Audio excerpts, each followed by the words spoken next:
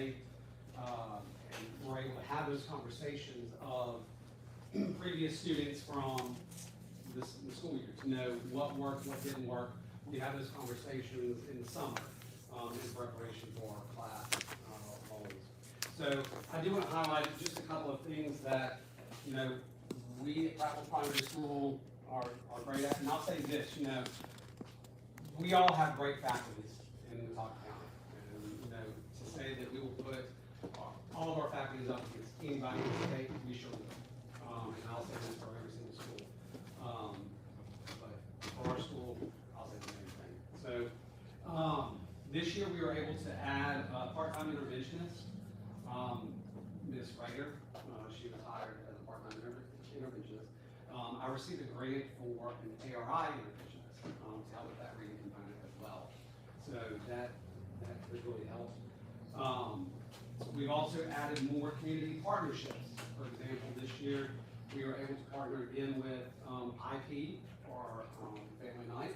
We had over 500 families in attendance. So we were excited about that, or 500 people that came for that.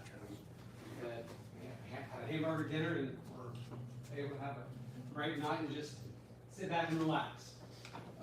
We're also partnering with Centerpoint Church. They're actually remodeling our outdoor classrooms, so we're excited about that. Some wood that needs to be replaced on our stage and our gazebo. They're going to redo those. Also, Whataburger came out for our Monster Mash, and we enjoyed having them. They gave all of our students some stuff, and it was just a great day. In looking at our data for Prattville Primary, some of the highlights, we had 100% growth. If you look at our chronic absenteeism, which goes towards our report card grade, the previous year was 11.99%, so we're doing well in that area, so we're excited about that. We partner with central office, you know, when it comes to Melissa Allen, Dr. Addison, in helping with that chronic absenteeism and making sure our students are there at school, because along with our staff, we'll make phone calls as well to make sure that they are there.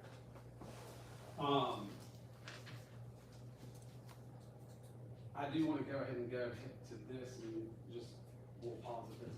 So this is second grade ACAP. So when you look at second grade, our second graders take the ACAP, which is used as a baseline data. And so when you look at Prattville Primary School for ELA, we are above the state percentage. Again, however, when you look at math is one of our low areas. But the good thing about math this year is that we tweaked our master schedule to add a math intervention block, but also our math coach. We're able to bring her in to help look through that data with our teachers and find those deficiencies so that we can figure out a plan to move with our students. So,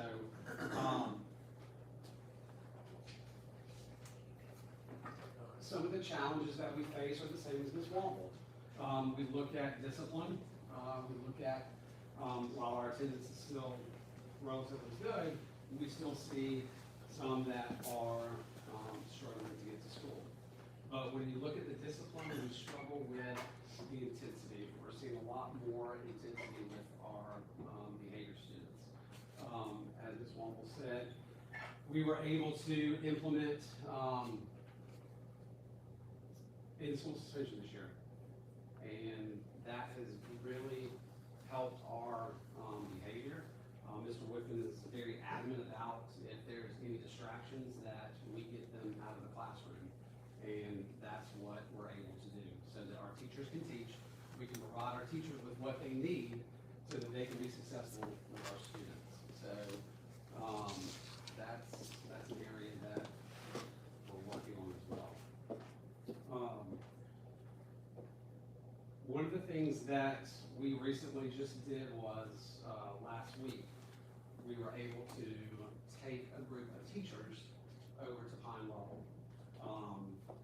obviously, when you look at the high level grade,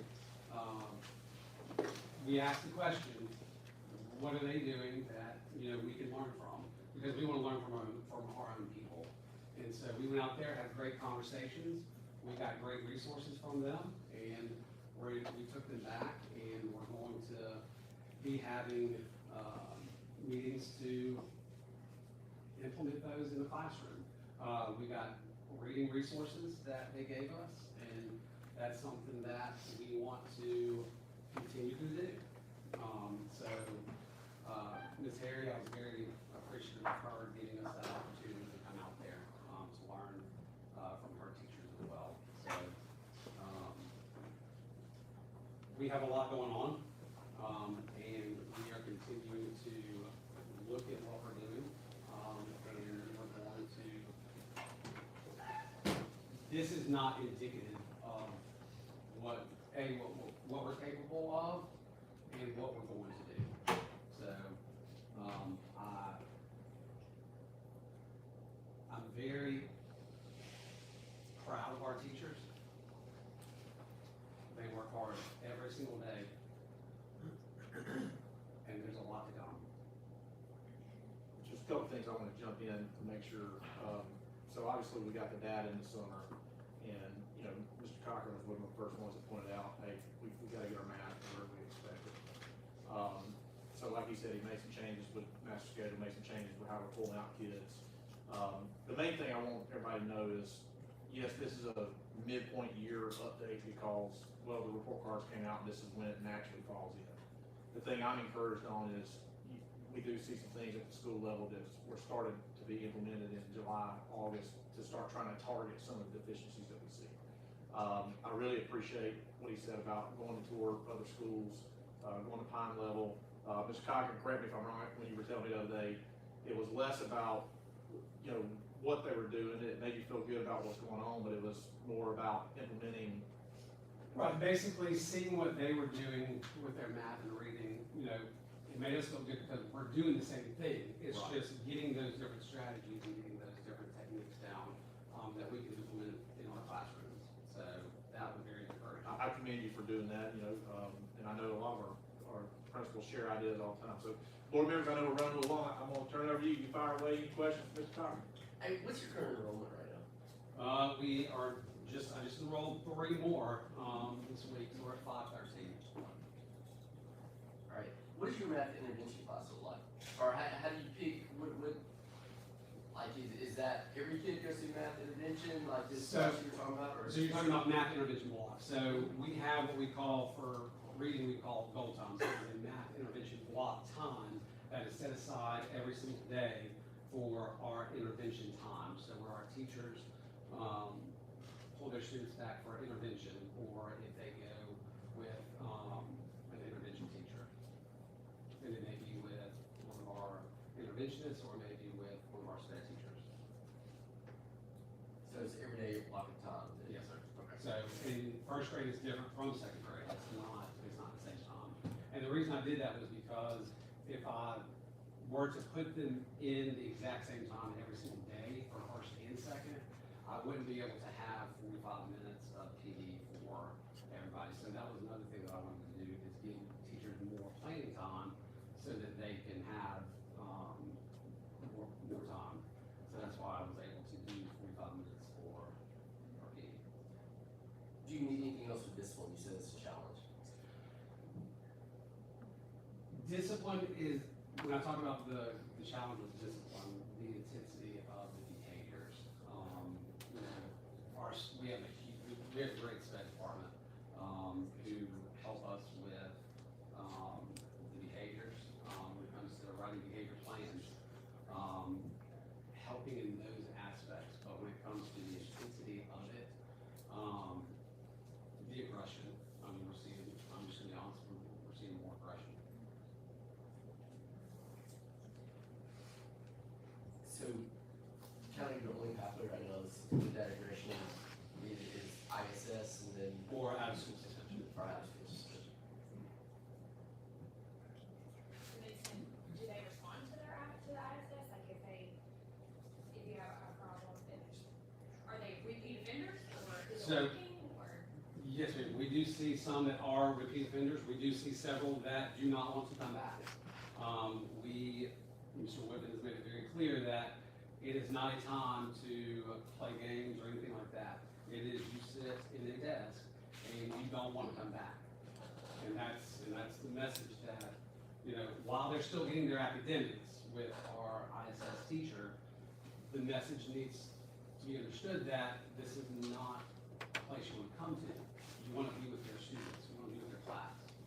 The struggle, and this came up in my teacher group the other day, board members, just so you know, the struggle is before we implemented ISS, the K through 2 band, literally, when something occurred with their behavior, their only option was work with them or send them to the house.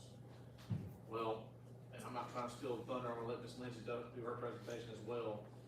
The reality is, the behaviors that we're seeing in that K through 2 band are typical behaviors that we would see in a 3 through 6 or a 9 through 12 band. And that's just the reality. So, I'm glad we implemented ISS, but the problem they're having right now is, okay, where do I send that child that cannot correct behavior in ISS? Where is that next step? Right now, board policy, the next thing they do is suspend. Well, when they suspend, number one, the kid's not getting instruction. Number two, the only data point they have to manipulate is chronic absenteeism. Well, when you suspend, that means you're chronic absenteeism.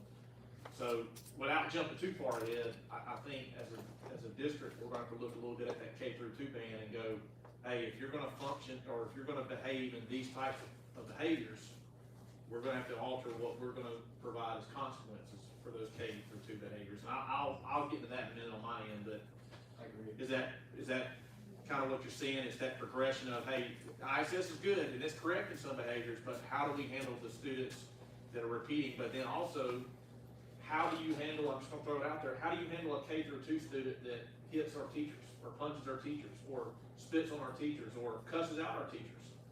Is that common? No. Is it more prevalent than what you saw 3-4 years ago, Mr. Cocker?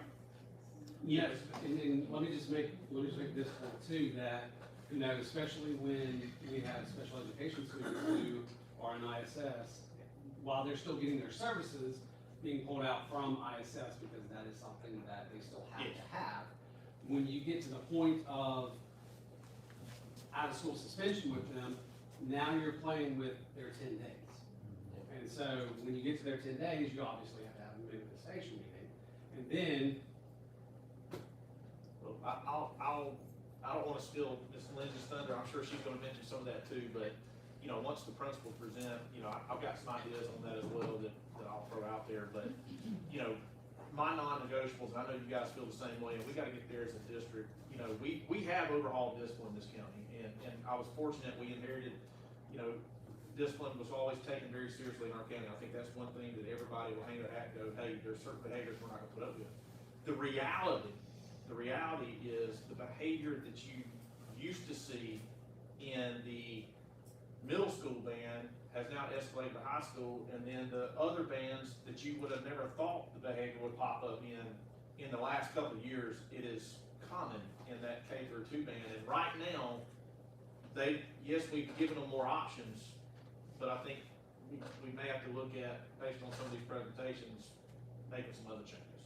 I agree. I mean, and it was a decade ago when I was in your place, but it was much harder doing early ed discipline than high school discipline because, you had out of school suspension, and honestly, for a lot of those, I wasn't willing to send home. It wasn't a good option Right. to do, so I think we gotta have, something there. well, I'm sorry, No. but yeah, you've got to find the balance, because you've also got some that will do things to go home.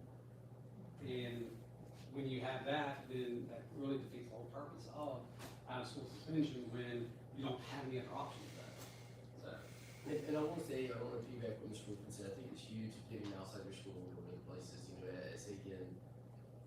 I think teachers will welcome change, and sometimes knowing how do I change. If I'm not given that opportunity or happen, I'm going to do the same thing tomorrow as I did today, because that's what I know. And so it's giving them the opportunity to be able to be and talk with other teachers. But I think the important thing then is figure out how do we implement that? Maybe not think it as a defensive mechanism of why we can't do something, but how do we implement change? What does that look like? And then I'm gonna say again, how do we support it? And how do we need to support the change you're wanting to implement in primary school? Well, I think, going back to the discussion that we had at Pine Level, being able to see what they were doing and getting those resources that those teachers were using. Not to say that that was the all and be all, but that's a start. This one talked about time. We would love to just have all the time in the world, but when we're stuck with having to cover so many things, so many lessons in our academics, that's the hard part, is being able to fit everything in.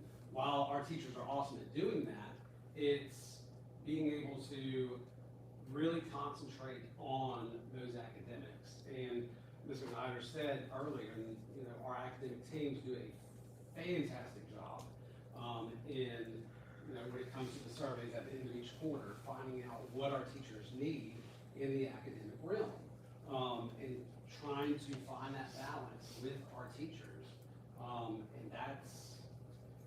And that's the hard part, is finding that time, finding that balance.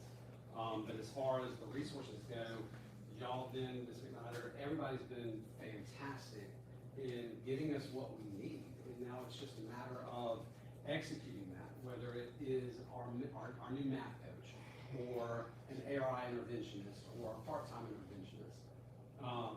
Just those are the things, those are the people that are really going to add to the success of our students who have those deficiencies. Because I'll say this, having that smaller group setting for our interventionists really has shown growth.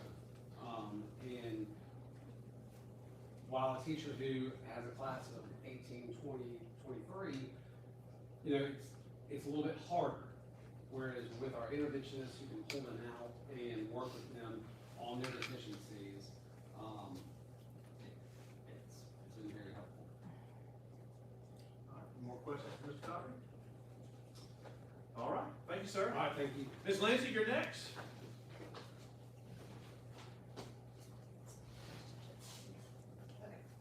Okay, well, those of you who know me or have talked to me or anything know that I'm all about it takes a village. All my parent letters say it, everything, and I mean that from personal life to professional life, it takes a village. And so I think Talbot County is blessed with the best village. I even came back. I'm standing on the product of Talbot County, and luckily they've kept me for, I'm not gonna say how many years, because Joey's got me beat just a little bit. But, so I will say that, and I'm gonna be honest, I went through the school system. When I came to teach, I've done secondary, I've done elementary, I've been Daniel Pratt, Mr. Nair and I were Daniel Pratt together, so I've kind of been all over, and I never really thought that would, I was like, Lord, this really looks bad, but it's really helped me as a principal to see all aspects of it. And just like now, and I'm gonna be honest, I say shine, shout out, we shine at Prattville Elementary, in case you didn't know that. This is my third full year, business, finished, so I'm not there, halfway there. But we've done a lot of change. It's been a lot of change. I invite y'all to come look. It's been great. It's definitely our home away from home. From the front office, Miss Abel, to our custodians, to our PE teachers, everybody. We try and create that atmosphere of a home. Mr. Camara makes fun of all my plants, but that's okay because that's my goal. So, anyways, it does take a village, but it is my home, and because I know that we're looking at data tonight, and I think data is huge and important, but it's also about the whole child. And I feel like the behaviors, all the things that we talked about tonight, that's our job, is to raise a whole child, and I mean, these are our children. And so I'm gonna go into this, and I'm not gonna cry, because I get very emotional, because I get very compassionate, should I say, about my people. So, all to say, that 89 is so hard, it's so hard. Just because, one, I didn't even want to tell my teachers, just because the compassion that they have or our school in general, we have, Mr. Z is one of our custodians, he's a product of Chautauqua County. Y'all, he's precious, and like, kids wanna come to school to see him. You know, and so, just to tell them, yes, we went down a little bit, but this is just a bump in the road. So I'm gonna start off with some shine shout outs, because I do it every day on the announcement, so this is what we're gonna do today. So, our chronic absenteeism, I'm so super proud of this, we were at 9.1% last year, and we went down. Miss Adel is here tonight, and I need to give her all props, she is phenomenal. All our teachers are phenomenal, because I feel like we provide that environment, that kids wanna be there. And I am crazy, and I like to plan all kinds of crazy stuff, and they keep me grounded. But I do feel like that's just as important, is creating that environment that people want to be there. So I'm super, super proud of our chronic absenteeism. And we're trending about that, we're a little bit higher, right now, but we are on it, and, we're gonna get there. I do think, I know it's counted, you know, like Ms. Marble was saying, it's not really counted as kindergarten, well, it is not counted as kindergarten. But parents, it's just educating parents, like, I give parents my cell phone, which I probably shouldn't, but if you just call them and say, hey, they don't know. Oh, I don't know that my kid has 7 ounces, they don't think, they just don't know, to educate them on the importance of it, and when they're not here, they're not learning. So anyways, we try and make those personal connections, and the teachers are really good about that, and I'll go into that and the discipline side of things in just a minute. I will say, this is super, super awesome, that we do have 100% growth. That means every single student moved, which is phenomenal. We have had some different behaviors, I think, should I say. Our SPED population has grown. We've had a lot of challenges within our building. We had 2 SPED teachers on maternity leave last year. We had some great substitutes, but I mean, they're substitutes, and so a lot of that factors into it. But so to move every single student is phenomenal. I will say, and I'll go back and I'll come back to it on the data when I flip it, but we went down in some areas, but we were above the state average on every single one except for math and 3rd grade. So, and I'll go into what we've done to we do that like the summer to make some changes. So, with that being said, I'm gonna go on to our data. So, as you can see, like I said, we're above our state data. When I got this, we have made some changes in our master schedule. We have a protected block for our intervention. It's called our Rise and Shine. That used to be at the beginning of the day. We did move it to 9 o'clock, just because we had a lot of people checking in, and a lot of those kids that were checking in were missing that intervention. So we moved it. I'll go back a little bit, and when we look at this, reading has been, and I do want to this is 3rd grade, I'll go back to my 4th. Literacy Act is huge. In our 4th grade, you can tell it, our teachers are phenomenal, but I do think the interventions and the Literacy Act with them, and catching the SRP, all the things, the folders, I have a reading coach that's phenomenal, so that shows, but obviously our math is struggling, and so we're doing some changes for that. My math teachers were I have a math coach now, this is our 1st year, we were blessed with one as well, who is fabulous, and to see her, I talked to Ms. Snyder about it last week, to see her doing coaching cycles, even with seasoned teachers, not just brand new teachers, to see her do those lessons with her to coach. I've seen Ms. Age do it with a reading teacher, but now with the math, to see the difference, it's huge. And so I am excited. I know, I agree with Mr. Cochran, where we're gonna stay, so I know that we're gonna move up. But, those happening in our SPED department, our SPED numbers have gone up. I wanna commend Ms. Code and everybody, and Mr. Woodman, but the things they do to make it happen. We were able to get another SPED teacher this year, so, I have an addition to that, so, to make those small groups smaller, because if you saw our resource teachers walking in the hall, it looks like a classroom of students. So to be able to divide that up and to help them with that smaller grade, to hone in on the behaviors, to hone in on the deficiency, so I'm very excited about that. We did with some of our title funds, we've had an at-risk tutor, we had an at-risk reading tutor, we called an at-risk reading tutor, who, she pulls our tier 3, reading students, and so we were able to make it happen in our money, and we have an at-risk math intervention teacher as well. So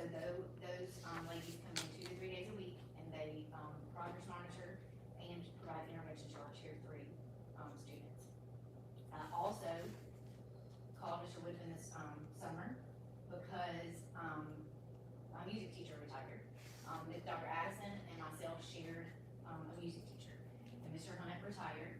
And so we were able to, shift some of our units, and I said, hey, can I not do music? Not because I don't like music, but just to do something different. We are facing challenges in enrollment, and other things are options, so I had a reading teacher who is a phenomenal reading teacher, but she is also a phenomenal art teacher. Those of you who don't know, you'll need to come to our school, it's phenomenal, we have an art gallery, she has taken it, she is in charge of our spelling bee, she's wonderful. So Miss Wood also, part of her job is to do intervention, so she does our tier 3 reading intervention. So she does not teach art during that intervention block every day, and then she has some time at the end of the day. So she also does reading, you know, she still has to do reading because she wants it, but, so that's been phenomenal, and she knows the curriculum, and she knows those students, so she's really honed in on that, so I'm excited of the things to come. And with art, and I never really thought about it until we met last week, but the central zone, now that I do art, Dr. Addison, I'm not still his glory because he'll tell y'all, but he decided to do theater. So when you think about the whole thing, central zone students get music, they get art, and they get theater. So I think that is awesome, you know, awesome opportunity that a lot of kids don't get in all three of them. So we're excited about that. All right, I'm going to 4th grade. Our 4th grade, and this is where I want to focus. 70% is huge. Our reading, I feel like, has stayed steady, and I think it's increased even. But I do commend the Literacy Act, and I'm with everybody who said if we have focused on reading for so long, that math is just, you know, kind of fallen. And I don't want to say it because my math teachers, thank goodness they're not here, so they are so compassionate. We have changed. I do an alternate schedule, and we do it when we have activities, so that way that everybody still gets their PE. And so they go to PE within their PLCs, like their peer teachers, but the alternate schedule has it where they go to PE with, like 4th grade math, 3rd grade math, and I have aides that go out there and help with it. So we do that the second Friday of every month. That way they can meet with their grade, their departments, and plan. And, we do that, and then we do it on an as-needed basis. After the academic trainings, you know, they meet, because that is hard. But if you have, that's helped having a schedule, that I know I can say, hey, we're doing an alternate schedule today, so nothing really changes. And just, so that's helped out a lot. So changing the master schedule, we already are implementing, and believe it or not, we're already planning for next year. One of my math teachers actually called me last night at 8:30, and she's like, 3rd grade, we want to change our intervention block. And I was like, it's December. And she was like, next year, and she, you know, and I was like, okay, yeah, valid point, so I had it in my next year folder. So I commend everybody for thinking ahead. You know, that's what we do. Education's ever changing, and that's what we do. So anyways, I just feel like they're already on it. I know that we've talked, and Ms. McNider hit on it. We had planned this whole day for January 5th, for us to do some vertical alignment. And I will say, Ben, it's awesome being at a school that's just 3rd and 4th grade, because you can focus developmentally and all the things I've been at Daniel Pratt too. That's a plus, that you can follow those kids. You start 1st grade and follow those kids up. So we're trying to do some things to implement to help an easier flow. So I'm excited about that too. So we just had to pivot. AMSTUD, we're excited about AMSTUD too. Is there a thing? Also, we have, I applied for a grant last year. It was called Bobcat Blessings. Well, I had to change it, you know, because now we're Lions. So now we just named it Lions Love mentoring program. And so we do have a lot that don't have a father figure. And I find when we look at our discipline and look at the data, I mean, a lot of that, they just don't. And so I partner with the Y to come in and kind of do like an attendance check or a buddy check. Actually, my daughter's boyfriend went to a private school, and he was there one day, and I had a kid in my office, and he was like, hey man, you play football? Like, he came back this year and checked on him, started for football, and I let him go throw in the front yard because he had done great on his already, you know, or, so it's things like that that I feel like people don't see, you know, and that's what I want people to see. Our teachers, and I mean our county, from top to bottom, central office staff, everybody, I think just pours their heart and soul into these children. And so yes, it's data, but we're doing something right. And so we're moving in the right direction, and even though this is an 89 is a hiccup, we're gonna pick up the pieces and we're gonna make things happen. And that's Pratt Elementary. that you can do, come visit. Come visit, live it a day, you'll love it, and, any advice, we're an open book. Any questions? I think A is huge, you know, you do the schedule to get playing times in there and have those. I always think it's anytime you put teachers together where they've got time to talk academics and get the plan, I think it's huge. But you had said earlier that math is struggling. Why do you think that is? I think the focus has just been on reading for a while, that, and I'm not saying that that math hasn't been important, but I think we all focus on reading so much. And I do think it goes back to the tiers, you know, just like Ms. Womble said, you know, you focus on reading, you want to read. And I'm gonna be honest, the math skills, I mean, some of these parents, and I feel like what we're taught, like, or the way that children are taught these days, these parents can't help them. That's a struggle. I mean, I've had parents call and we're like, we can't even help our kid, you know, and so we have talked about putting some things into place, like after school, you know, just to teachers that wanna stay and help, do a parent class. Miss Mason and Miss Ferguson, they're some of our third grade teachers, they do a parent, like Miss Mason makes her makes her parents take a test. Like, this is what your students are doing. And I think educating those parents, because it's a whole different way of learning. And so, you know, I'm like you, I've been in the education world my whole life, but a lot of these people haven't. And so we can help them while we're here, but they're just not getting it home, and some don't look at it as important. And that's where I feel like I feel like we're failing them, because I don't know how to help them, you know, outside of our little building. I think the struggle too, and I know the question went for me, but I'll say it. Reading, teach the way to do it, you know, it's a little easier. I'm not saying it's easier to teach, I'm saying that curriculum path is a little clearer.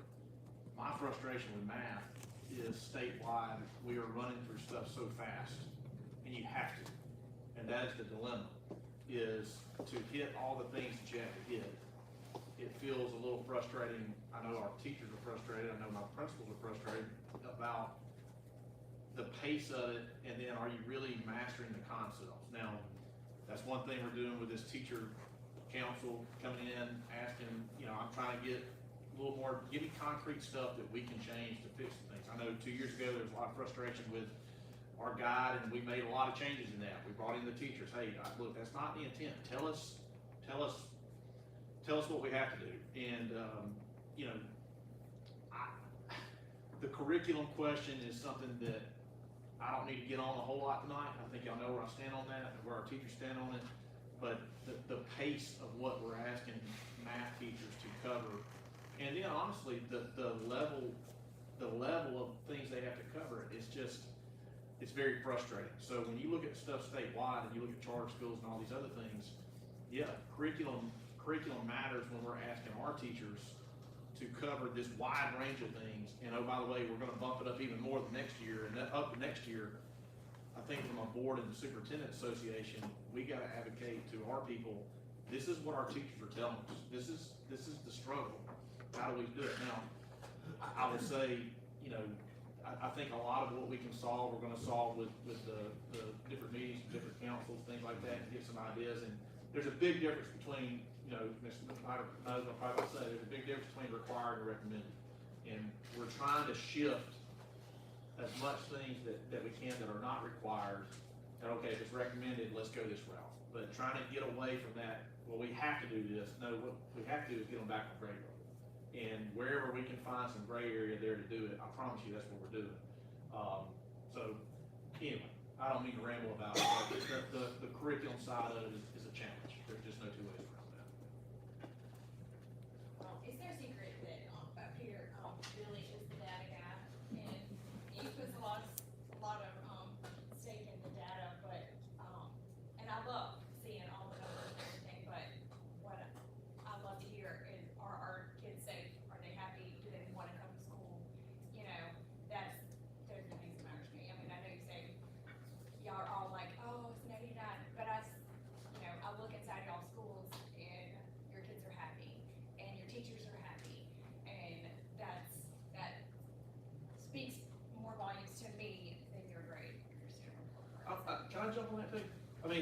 third principal that's came up, and you're upset it's an 89. We might be just a little Okay, bit oh, competitive. Look, I'm gonna say this, I know we're live streaming, so I'm gonna encourage our families, if you're still watching, or if you go back and watch. Okay, the great thing about accountability is it's out there. Okay, go research it. You're gonna find out real quick that the education your child is getting in Autauga County, go ahead and match it up, okay? I find it refreshing that I've got 3 principals that are like, and 3 staffs that are just in the dumps about an 89. You know, I think that's a testament to why we are what we are around here.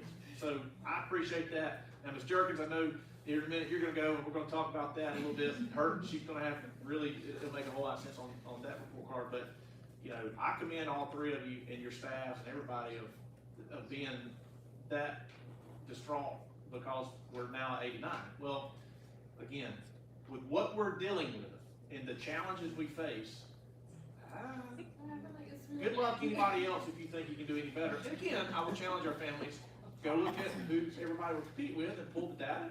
It is what it is. Like, I feel really good at what we're doing with our schools in Autauga County. So, anyway, I don't mean to get on the soap opera there, but we're live, and this is why we're doing this, because we're not gonna run from accountability, and by golly, pull it up and compare. So, you know, I'm off my, Mr. Holland, I'm off my soap opera. All right, any other questions for Ms. Lindsay? But you, there was just one thing you said, I'm glad you said that about the 89. You said, and I wrote this down, that 89 was hard for you to see, but it's also hard to get to. And I think that's the important point is that this isn't just something that you did today. The reason you have an 89 is because you started from here and you built your way up to this. You'll have an A, not because you will get an A next year, because you had an 89 this year. You know, We are. and the work that you did this year is the reason you'll have it next year, not just the work that you did next year. And I would say, you know, Billy loves the quantitative data. I'm a qualitative data guy. And that's why this is my first time seeing this presentation. I can't wait for the other ones that are coming down, right? Because I want to hear the stories. I want to hear what you're having to see. One of the things that, you know, one of the real advancements that I'm really excited about getting hearing the meat of is the Superintendent's Council, which is a focus group, really, you know, of just all of the people within the county coming together to share their stories and things like that. You know, I want to see more of that. I want to hear this teacher was interviewed and this is what they talked about and things like that, because that is a comprehensive picture. You know, they've all said that this doesn't tell the whole tale. Well, I know that, you know, and so we want to hear those Also, tales has the as great well. advantage of being married to, a teacher who's, tell them this, and tell them this, tell them that. Yeah, so we get to hear. And I say, tell Jody. But thank you. But to hear that they are also like a superintendent's council that we've never had that before, or, you know. And the partnerships y'all have, I mean, Right. all of these things. And how that really is making a difference inside the schools with the employees, you know, all of that, how all of those things come down and makes everybody feel more together, more of a family. And again, I want to thank God.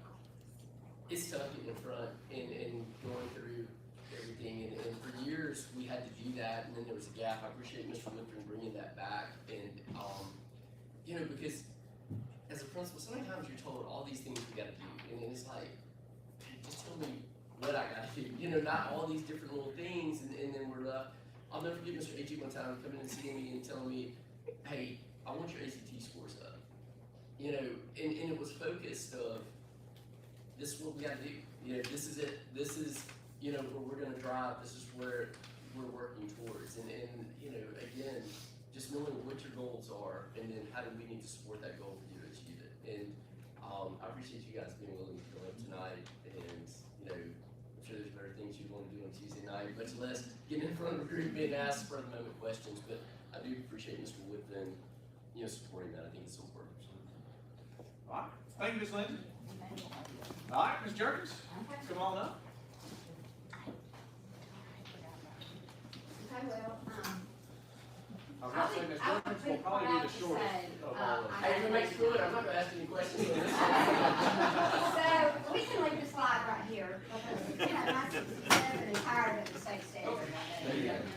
But, so I would be proud of an 89 tonight, but I do know that, last year, we started the Atala Virtual Academy, and there were 2 of us when we Say it started. one more time, the whole school year, how many There- people did you have on staff? We this year? started the staff with 2 people, round up, me and I had a special ed teacher that, and we started. After school started, we got a counselor. And so there were 3 of us. And we called it the BOX program, Edgenuity, Imagine Learning. And we really accepted every applicant because we started out as a program. And we had to get our number to become a cost center, to become our school. Which would have gave us the funding for all these. Right, to get our funding. So we accepted everybody, and a lot of the students that we received were failing when we got them. And that's okay, because we actually were able to have 5, what we call jumpers. We actually were able to get them back on cohort, back on grade level.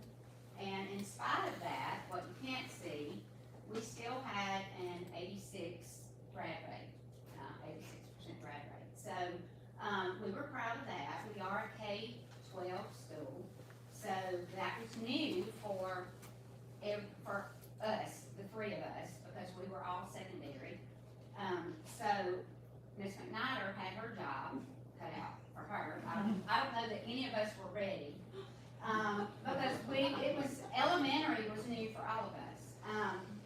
So, the good news, I think, for us is there's nowhere to go but up. And we're seeing that already this year. We have 275 students now. Last year, the 3 of us were in a borrowed classroom at Daniel Pratt. This year, we have our own building.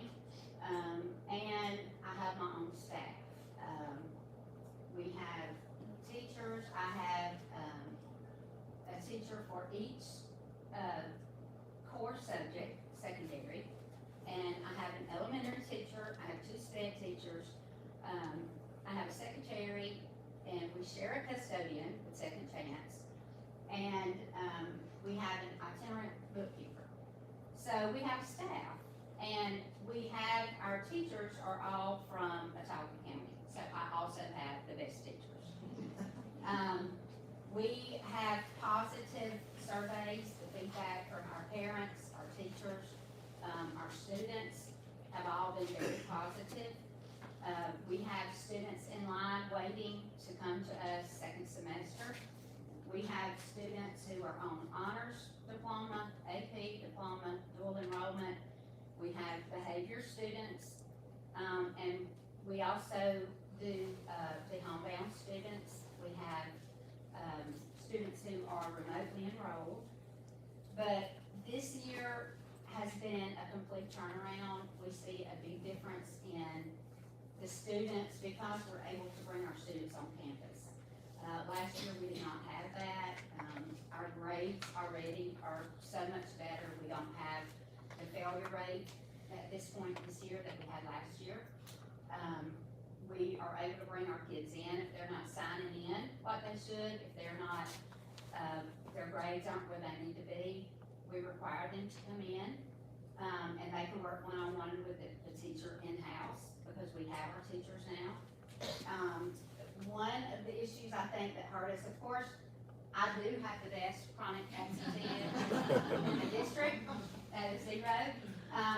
But one thing that hurt us was some of our students that are virtual, not from their choosing, if they were sent to us or whatever, they have to come to us for state testing. If they're high school, they come to us for pre-ACT and ACT. It's hard to get them to show up, so some of them didn't come, or the ones who do come, maybe they didn't perform as well. So that's a big hit, the testing. The other thing is the the ACAP, you know, we took a hit on some of that because it's maybe we weren't as prepared.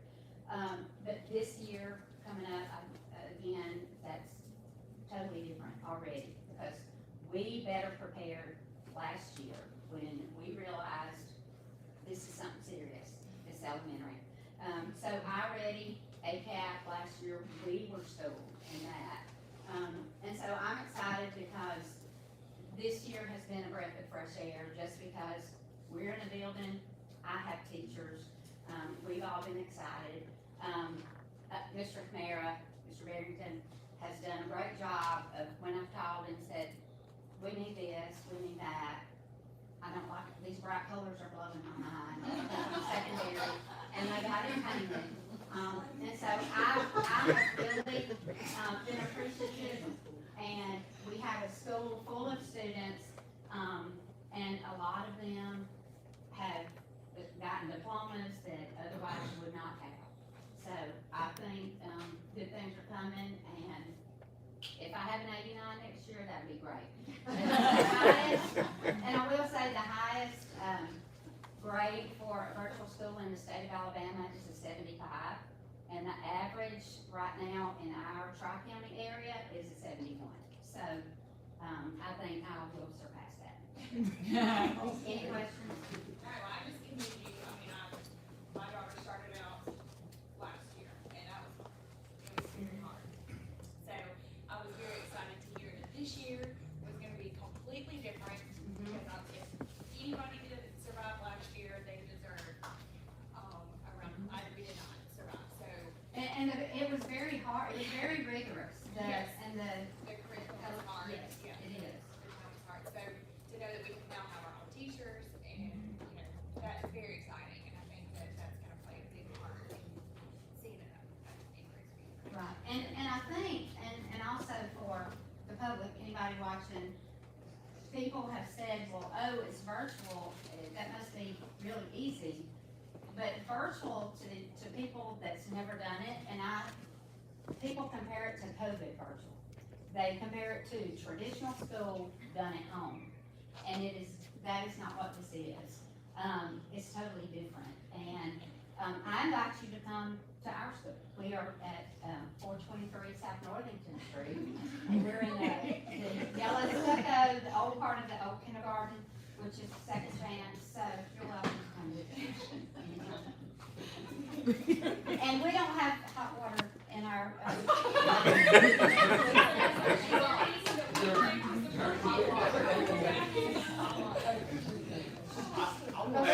But you do have an address this year. yeah, and I do have paint carpet, so I'm good. And a beautiful mailbox. Ms. We Glover, have a go ahead. Yeah, I want to say this to all four of you. We talked about accountability.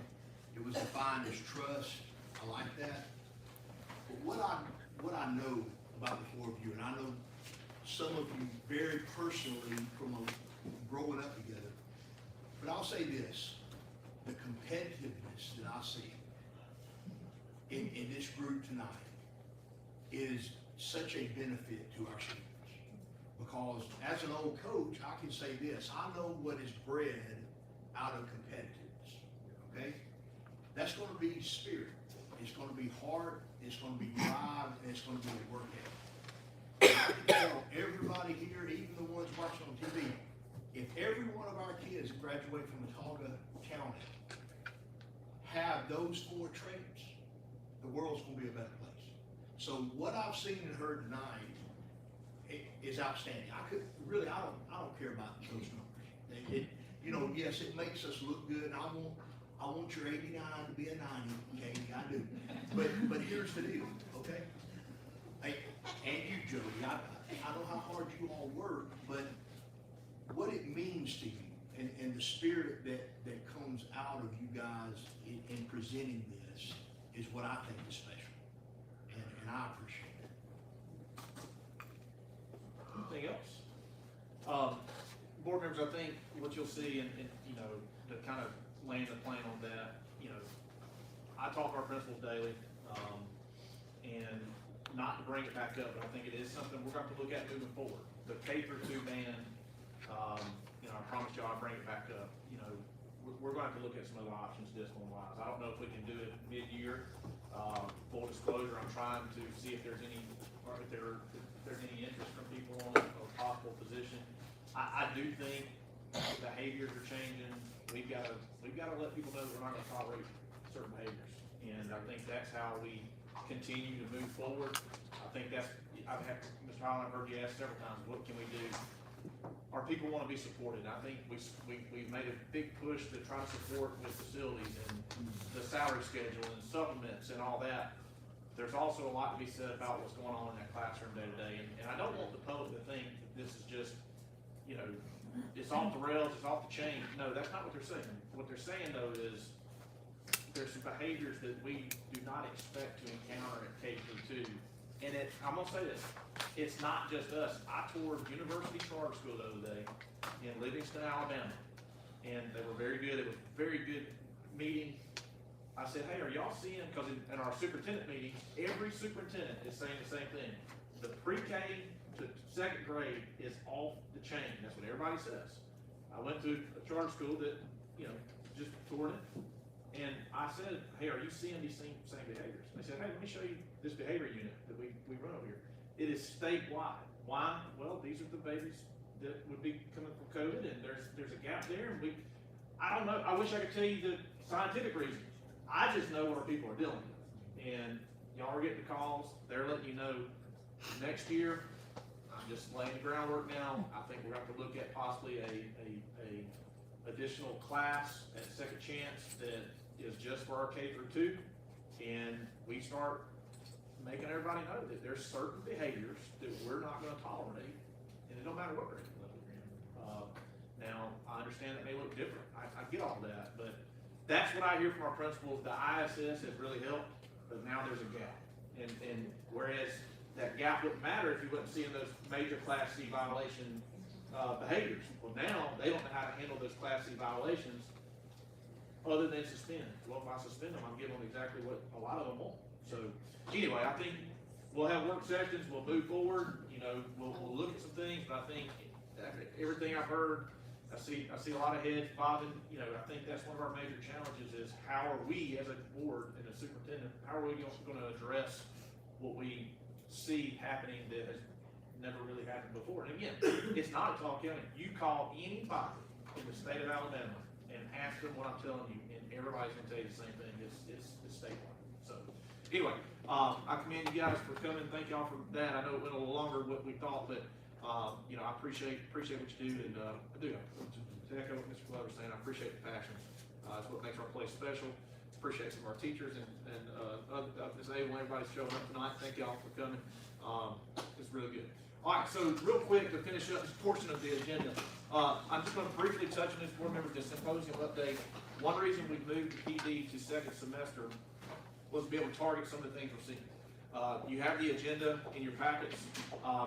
We are changing, you know, originally we had everybody at private high school. The feedback last year was maybe it was a little too long. Can we be isolated a little more on the areas where we're going to be? So we have about 5 locations going when we come back January 6th. You will see PD that is tailored a little more toward their actual subject area. We're really focusing on several areas, but again, all that's in your packet. I just wanted y'all to see the PD plan there. Wish I had a little more time to go into it, but again, I know we're pushing 2 hours here. So, but it is much more targeted.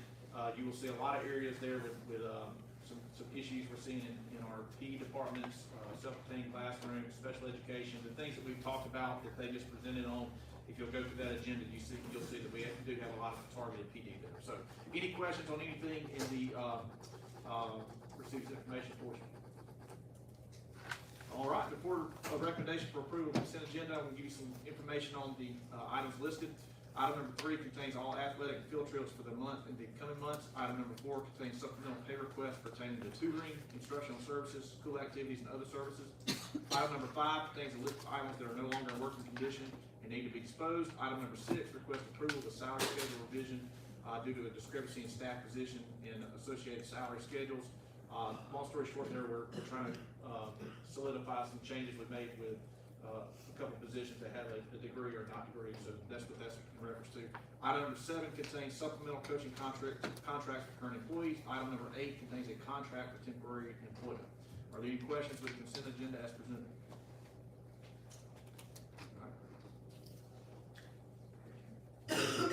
You have heard the superintendent's recommendation. May I get a motion? I have a motion. I get a second. All right, all in favor, raise your hand. All right, at this time, I recommend approval of the personnel report as presented. Board members, you have heard the superintendent's recommendation. May I get a motion to approve? Motion to approve. I have a motion. I have a second. All in favor, please raise your right hand. All right, this time, I'm gonna ask Ms. Wallace to come forward and provide us with October, November bank financial statements. Good evening, I have to switch now, old age is great. Okay, so we're gonna cover October and November now that we finally survived the completion of the year end of 2025. So now, for October, we should be around 8% of our budget. In October, our revenues were 6.2%, 7% or 6.2 million, and our expenditures were 9%. Keep in mind that we do have some funds from prior year that we're spending, so you're gonna see a trend right now in October, November, and December that our expenditures are gonna outtrack our revenues because of funds that we received in the earlier years. Our fund balance was at 57.5 million for October, and payroll for the month was at 7 million. As far as local revenues, that's a slow start off in October because they're always 1 month behind. So in October, local revenue collection was 635,000, which is 2.9% of our budget. Keep in mind that we do have our local tax revenue that is allocated to do our foundation match. So for the first 4 to 5 months, local revenue will go toward that matching program. And that's October. Do you want me to go ahead and shoot November? Yes, ma'am. Okay. So in November, our second month of the fiscal year, we should be around 17%. Our expenditure, our revenues were at 9%. The reason why our revenues did not change is because of the timing of when we got our foundation check. So due to the holidays, they released our foundation check right before Thanksgiving, banks were closed, the wire didn't hit till December. So you're gonna see December's, when I talk about it next month, have an influx of revenues because it's gonna have 2 months of state revenues in it. Our expenses were right on target at 17% for the month of November. Our fund balance therefore went down a little bit to 52 million, and our payroll stayed the same at 7 million. Our local revenue, collections were 3 million. So now you'll see from going from 6 because it's that month behind, so now you'll start seeing the uptick of that. And we're at 14% of our budget for local revenues for this fiscal year thus far. Any questions? All right, thank Thank you. you, Ms. Wallace. All right, this time, I recommend approval of the October bank and financial statements as presented. Motion to approve. Hey, look at here. All in favor, raise your hand. Yes. At this time, I recommend approval of the November bank and financial statements as presented. Board members, you've heard the recommendation. Make a motion. Billy's got a motion. I have a second. All in favor? All right, just real quick on superintendent report, just a couple quick things. First off, we've got midterms and finals coming up next week. We worked through some glitches today with Power School. We're gonna, you see a lot of schools that are starting to put that information out. We're in pretty good shape there, feel good about that. Just a reminder, for all the people watching, midterms are required. There's no exemptions there. In case you get a question, board members, just remember that. Marby High School is on a block schedule, so they're on final schedule, so yes, they will have some exemptions there. The only other thing, look, it's been a good run. We won't meet again before Christmas. But as you know, we have the early half day that we will dismiss early on December 19th at 11:30. And we'll get ready to come back in January. But it's been a really, really good semester. Feel really good where we're at. I think you see on some of the presentations tonight. I think we all feel good where we're headed. So that's all I got. Any questions? Any further business? Any no further business, may I get a motion to adjourn? Motion to adjourn. I have that, Billy.